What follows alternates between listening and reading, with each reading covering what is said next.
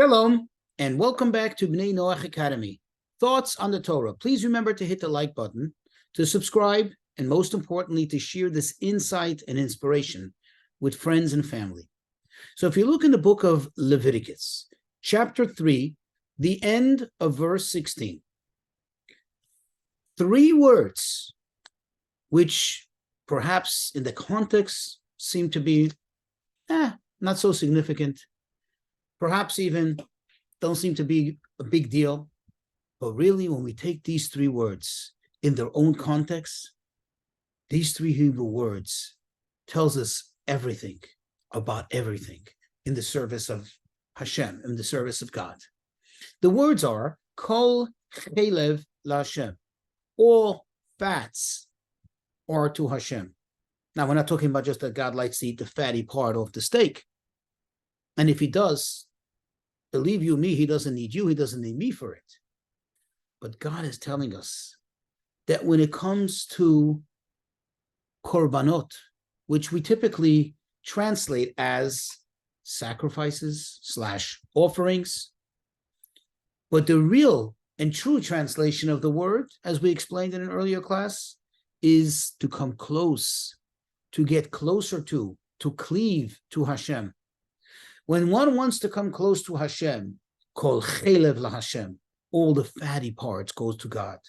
Fat represents pleasure, excitement. The fact is, when one has pleasure, the fatty parts, the pleasurable parts, is what makes us fat.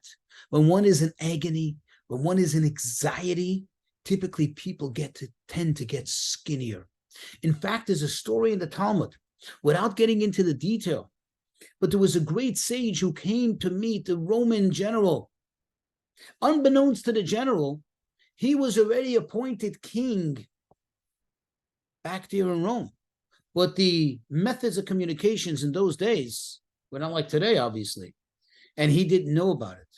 But the sage, being a spiritual man, he had a sense of it, because as soon as he approached the general, he felt that this wasn't just an ordinary general. He felt the fear that one feels before a king, before a monarch.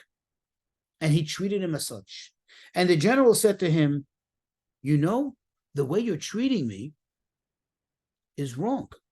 And you're liable to be put to death as an act of treason against the king. Because you're treating me with kingly honors. And the sage said to him, it must be that you're the king. I sense it. And sure enough, in that very moment, a runner from Rome, this is happening outside of Jerusalem, right? A runner from Rome arrived in that second to notify him that indeed he was appointed king. The few days prior to that, as the Caesar had passed away, and he is the new king. In that very second, he was in the midst of putting on his boots. He was about to get up. He had one boot on, and he couldn't, and then he was about to put on the other boot, and he couldn't put it on. It wouldn't fit. It was too small. But these were custom-made boots. So he said to the rabbi, you're such a wise man, can you just tell me what's going on here? What happened here? And he says to him, oh, of course. You just got the best news that you can ever get. So your bones, your body fattened up, and therefore the boot doesn't fit you. So he's like, okay, so let me take off the other one. But it wouldn't come off. It was on so tight because his body expanded. So he said to the rabbi, what do we do now? How do I get this off? And he said to him, just somebody, if there's anyone that you really can't stand, that you despise, have him walk in front of you. And in that moment that he passes you, you're going to just kind of shrivel up for a second out of anger, out of despise of that person, and then you'll be able to pull off your boot. The idea is that what brings us pleasure, excitement, that's the fattiness. And here is the message. When giving, quote unquote, when giving to God, when serving God, you got to give the best of yourself, the best of your possessions, the best of your talents, the best of your time. Not like when you have kind of, like an extra minute, okay, fine, I'll say a prayer. Or like I have people that go, Rabbi, I'm very charitable. You know, when they have their old shoes or their old clothing, instead of throwing it away, they donate it to Goodwill. That's very nice. I mean, don't get me wrong. It's better than throwing it out in the garbage. They can give it a second life. Somebody can use it. But that's not giving away your best to God.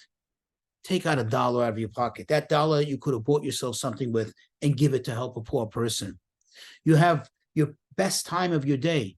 Instead of wasting it on watching sports or watching just empty and purposeless news or whatever it is, take a couple of minutes to study, to reflect on the purpose of your existence, take a few minutes to pray to God.